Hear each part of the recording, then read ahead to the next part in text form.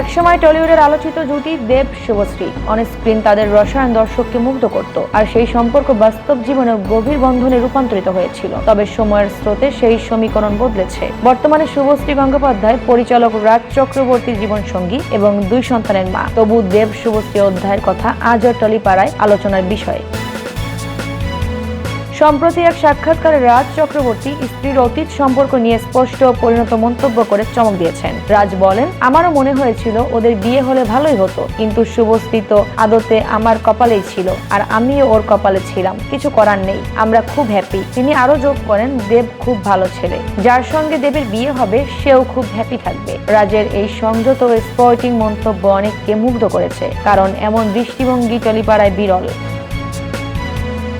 দীর্ঘ 1 দশক পর আবার দেবের বিপরীতে কাজ করছেন শুভশ্রী। দেবের 51তম ছবির নায়িকা হিসেবে তিনি ধূমকেতুর সাফল্যের পরও প্রাক্তন প্রেমিকের বিপরীতে অভিনয় করতে কোনো দ্বিধা দেখাননি। 18 জানুয়ারি দেব ও শুভশ্রীর একসঙ্গে ফেসবুক লাইভে এসে অনুরাগীদের উদ্দেশ্যে আবেদন জানান। দেব বলেন, দয়া করে এমন মন্তব্য করবেন না যাতে আমাদের মনে হয় আমাদের সঙ্গীকে অপমান করা হচ্ছে, অথচ আমরা কিছু করতে পারছি না। দেশু সাতের উন্মাদনার মাধ্যমে বাংলা ছবির অবস্থান কিছুটা পরিবর্তনের চেষ্টা করছি। শুভশ্রীও বলেন, আমরা চাই আমাদের যতটা সম্মান দেওয়া হচ্ছে তার থেকেও বেশি সম্মান আমাদের সঙ্গীদের দেওয়া হোক। রাজ স্বীকার করেছেন, এক সময় তিনিও দেব শুভশ্রী সম্পর্কের শুভকামনা করেছিলেন। তবে ভাগ্যের খেলা এবং সময়ের পরিপ্রেক্ষিতে শুভশ্রী হয়ে ওঠেন তার ঘরের মানুষ। রাজের এই পরিণত দৃষ্টিভঙ্গি প্রমাণ করে প্রকৃত ভালোবাসা হলো অতীতকে স্বাভাবিকভাবে গ্রহণ করা।